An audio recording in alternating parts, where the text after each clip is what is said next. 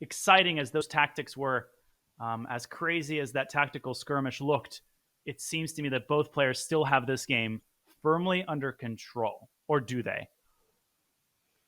Well, this is a big question because suddenly we had these few moves which we were discussing, and but we were not expecting that Black has to or wants to give up the exchange.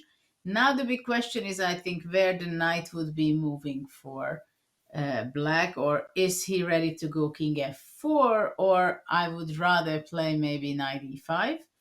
Of course, knight, yeah, all the knight moves is possible, as David points it out. Knight c5, I don't know whether how much I want because I would be afraid of maybe rook a8.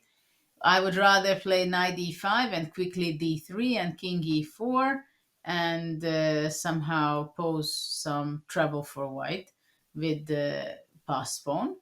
But it's still a tough game, and the players have both of them under 4 minutes, but they get 30 seconds after every move. And I don't know what can we think about Hikaru. Does he like his position, or he doesn't like it anymore? David, you're the Daniel, you know expert. him better.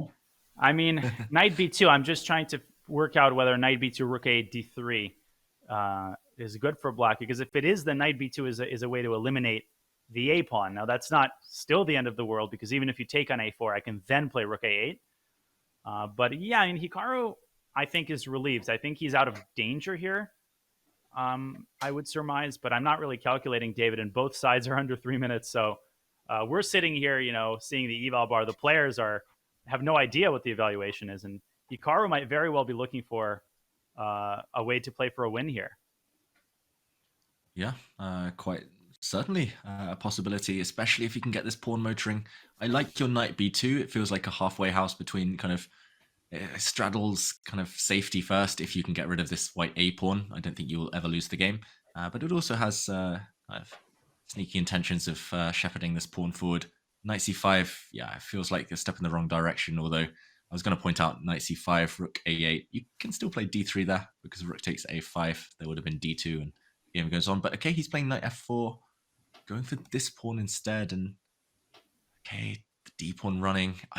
It just depends whether, I don't know here the answer, but rook a8, whether that's a possibility or whether that's just too much risk for white in this position. Well, after David, rook what do you think of a8, this? d3 is possible, and white cannot take the pawn because king e4, and nobody can stop the pawn, right? Aha. Black knight covers the e2 square, so white's king cannot actually journey over to block this pawn. Knight f4, I like it. Very good move from Nakamura. 3 minutes against 2. How is Firouzja going to react? Because white's not entirely safe either right now, especially if this pawn drops. Absolutely not. It's a very double-edged position. If it wasn't for these a pawns, then the kind of short-range black knight might actually be the favorite, especially if this pawn were to drop off. But okay, can white use the presence of those pawns to his advantage? King f1, maybe? Just to Oh my try gosh. and be sneaky. Nice move. Okay. Yep, prophylaxis.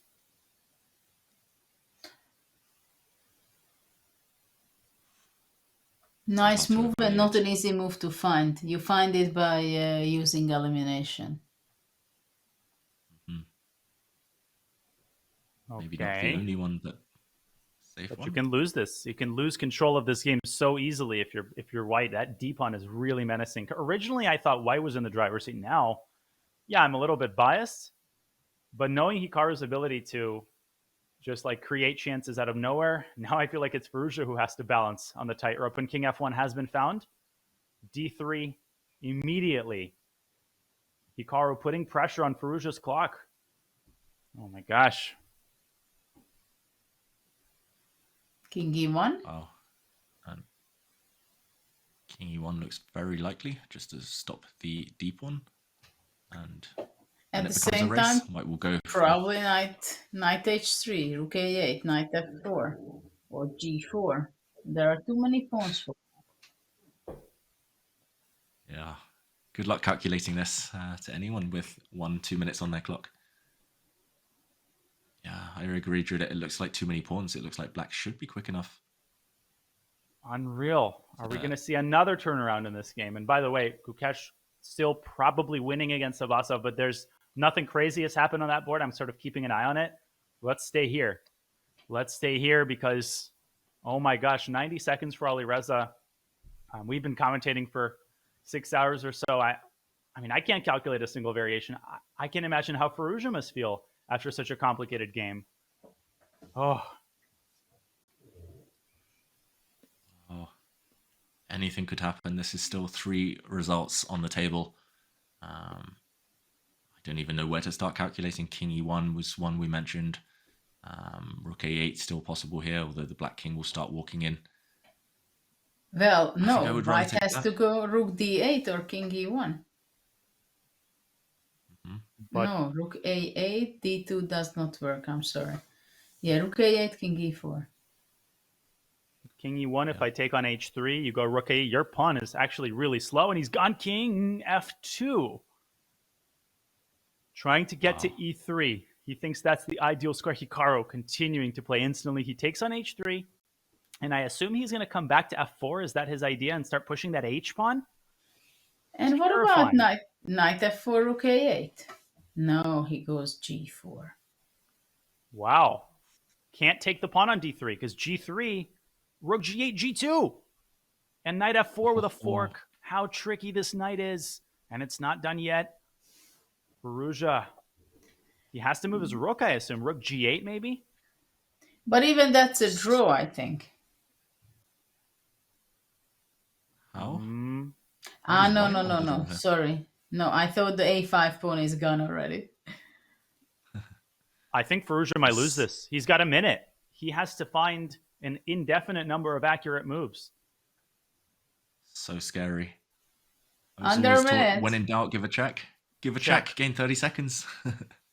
Probably the best move. Force that king off of its ideal square and then decide based on where the king goes whether you take the pawn or not. Yeah, rook f8 is a good move. But will he keep his nerves under control? 30 seconds again. This is what Hikaru does so well in his blitz career. And now he's doing it in the candidates. Wow. 20-something seconds. He looks so stressed. Understandably here, Firouzja. Things are turning. Another look at the clock. Oh, it's so easy to blunder. That's the problem. These tricky knights, we've said it throughout the day. That's been one of the themes of the round. All these knight forks all 10 over seconds. the place. He doesn't know what to do. He's got to give a check. Maybe Rook A8. 5 seconds on the clock. Got to make a move. 3 seconds, 2. Okay, and he's made it. He's taken on D3. He's losing. He's blundered. Oh my gosh. That's it. G3 and the game is over. Hikaru will win. No way. Wow. No way. You see it on the camera immediately. He reacts, Firouzja. He just forgot he's walking into a knight fork. It's unstoppable. White will lose his rook for the g-pawn. 20 seconds, and he can just resign. It's gone in one move. Nothing to do now. Even Nakamura looks shocked. Naka, by the developments there, a check. King Black king just E6, moves. get out of there. Go as far away from that pawn as possible. The knight will handle it. What a drama. Yeah. Candidates. Wow. It just always brings out these unexpected moves, results. Always dramatic. No matter when. Oof. Heartbreak for Firouzja. You got to feel for him. It was equal the whole game, pretty much. Just one slip. Much like Nepo yesterday. Hikaru, he doesn't want to spoil this. He knows this is a golden opportunity. What this will do, not just to his tournament standing, back to 50%, but to his confidence, kind of a Magnus Carlsen-esque performance. And Rook G8, Alireza with just a second on the clock, forgetting about this tactic, G2. And look at that multi-purpose knight on H3. It's controlling the two most important squares in the position. F4, that's the forking square, and G1, that's the promotion square. And Hikaru has one pawn left on the king side. Resignation, Alireza Firouzja. His heartbreak continues. There's just something about the candidates.